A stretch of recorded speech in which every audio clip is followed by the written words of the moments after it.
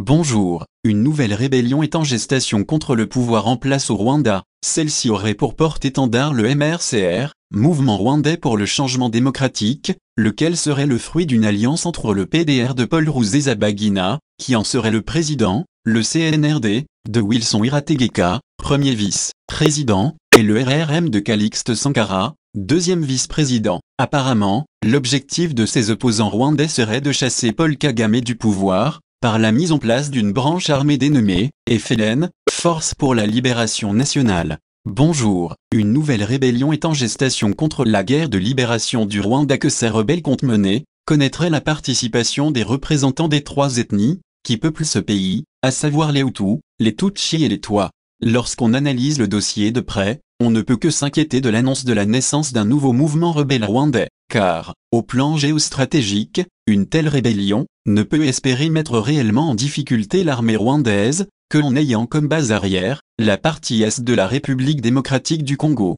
Connaissant le sens d'anticipation des hommes au pouvoir à Kigali, il est sûr et certain qu'à la moindre infiltration, l'armée ayant pour rampe de lancement le territoire congolais, on assisterait à une riposte n'ayant d'autre visée qu'un nouveau safari militaire sur les terres du Grand Kivu, comme en 1996 avec la FDL, en 1998 avec le RCD Goma, en 2006 avec le CNDP, en 2009 avec le M23 et en 2012 avec le M23. Pour nombre d'analystes politiques avisés, le MRCD ne serait qu'une substitution des FDLR, pour permettre au Rwanda d'agresser pour la énième fois la RDC, sous prétexte du droit de poursuite contre un mouvement rebelle, qu'auraient accepté d'héberger les autorités congolaises. Quant au gouvernement congolais, pour donner l'impression de ne pas cautionner une nouvelle invasion du pays, par des forces étrangères, elle devrait mettre les FARDC sur pied de guerre pour bouter hors du territoire national les ennemis de la paix et de la stabilité des institutions républicaines. En réalité, si la guerre s'installe à l'Est, du fait de la double présence des combattants du MRCD, et des troupes régulières rwandaises, le peuple congolais devrait purement et simplement mettre une croix sur les élections présidentielles, législatives nationales et provinciales attendues pour le 23 décembre 2018. Le plan B ou C, tant évoqué au sujet des stratégies mises en place par les ennemis de la démocratie pour renvoyer les élections, commence à livrer ses secrets. L'écran de fumée est ainsi donc placé devant des millions de Congolaises et Congolais, pour leur démontrer qu'il n'est pas possible de les amener aux urnes, dans un environnement d'insécurité totale à l'Est. Le coup monté contre le peuple congolais pour l'empêcher de faire le choix de ses futurs gouvernants, dans les urnes, mérite d'être sérieusement scruté pour que des millions de patriotes ne soient pas mis devant le fait accompli. D'ici décembre 2018, le devoir de vigilance s'impose à tous, face à la mise en œuvre du fameux mouvement rwandais pour le changement démocratique. Parlons d'Alexis Tambwe Mwamba, un ministre injurieux. Scandale, c'est le mot qui convient pour qualifier le comportement du ministre d'État en charge de la justice, à la séance de la tripartite CNSA, gouvernement Sony, de ce lundi 16 juillet au bâtiment de la territoriale situé en face du Palais du Peuple. Alexis Tambwe a copieusement et sans porter les gants, insulté les journalistes sans ménagement. Il a traité dans la salle de « minables », de « misérables », des personnes qui écrivent n'importe quoi pour peu d'argent, 1000 ou 1500 $ qu'ils reçoivent de Moïse Katumbi. Concernant la décrispation exigée par l'accord, le ministre d'État à la Justice, Alexis Tambwe-Mwamba, a rejeté toute idée de libération des cas dits « emblématiques », en dehors d'une amnistie que devra accorder le président de la République. Diomi, Diongo et Muyambo ne sont pas libérables.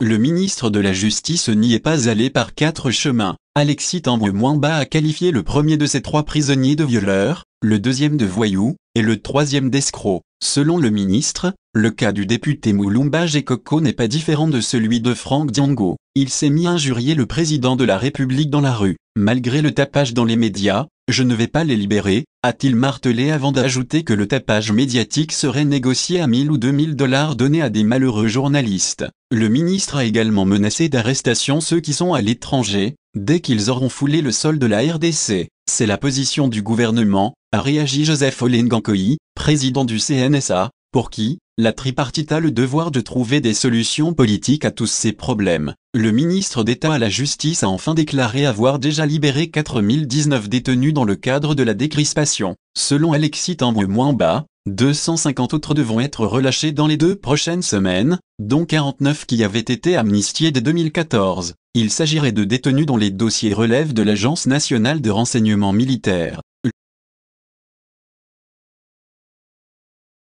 Révélation de Minakou, hier au Palais du Peuple, Kabila s'adresse à la nation ce jeudi 19. Annoncé dès l'ouverture de la session extraordinaire qui s'achève ce vendredi 20 juillet, le discours du Kabila au Congrès suscite attente et suspense. Le président Joseph Kabila s'adressera ce jeudi 19 juillet à la nation, via les 2 chambres du Parlement réunies en Congrès. L'annonce a été faite hier lundi, par le speaker de l'Assemblée nationale, qui a exhorté ses collègues députés à travailler avec beaucoup de promptitude, à cause de ce discours très attendu.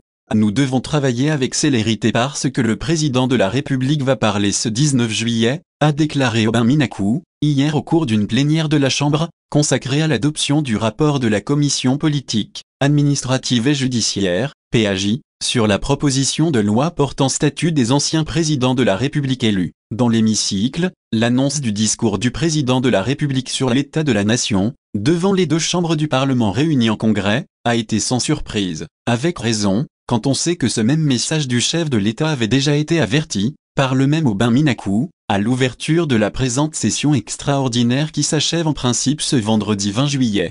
Après son message du 29 juin, à la veille de la célébration de la fête de l'indépendance du pays, revoici Kabila. Certes, un message sur l'état de la nation. Cependant, plus d'un analyste anticipe pour dire que le contexte politique actuel du pays pourrait s'inviter volontiers dans le discours du président de la République. En temps normal, l'adresse du chef de l'État pourrait paraître comme un message ordinaire. La particularité de l'adresse de ce jeudi 19 juillet tient à son contexte politique immédiat. Un environnement essentiellement caractérisé par plusieurs questions demeurées sans réponse, sur l'avenir politique du président Joseph Kabila, notamment, sur toute la polémique autour de son éventuelle candidature à la présidentielle, prévue le 23 décembre prochain. Joseph Kabila sera-t-il candidat à sa propre succession? Sinon, quel est son dauphin? Voilà un questionnement qui résume les préoccupations des Congolais aussi bien en interne qu'en externe. D'où les attentes généralisées que suscite le rendez-vous de ce jeudi au Palais du Peuple. C'est donc un Joseph Kabila, qui va s'exprimer à quelques 6 jours de la date du 25 juillet, prévue pour le début du dépôt de candidature à la députation nationale et à la présidentielle. Par ce concours de circonstances, donnera-t-il, dans son message de ce jeudi, des réponses claires aux préoccupations sur reprise de ses compatriotes? En d'autres termes, le message très attendu du président de la République à la nation, sera-t-il l'occasion pour lui de mettre un terme à toute la querelle sur son éventuelle candidature, pour un 3e mandat? Toutefois, l'opinion se souviendra encore de récents propos du secrétaire général des Nations Unies, Antonio Guterres, selon lesquels, le président Joseph Kabila avait promis de faire d'importantes déclarations. Une fois de plus, cette révélation du numéro 1 de la plus grande organisation planétaire, avait alimenté l'électrochoc aussi bien dans les rues qu'au sein des états-majors des partis politiques à Kinshasa, sans doute, y compris au sein de certaines chancelleries tapies dans les tours d'ivoire de la capitale. Depuis, tout le monde attend cette importante communication du chef de l'État RD congolais,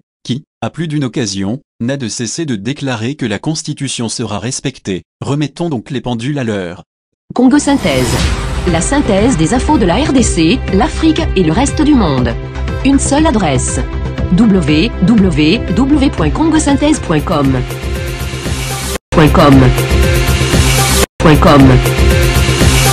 Congo Synthèse.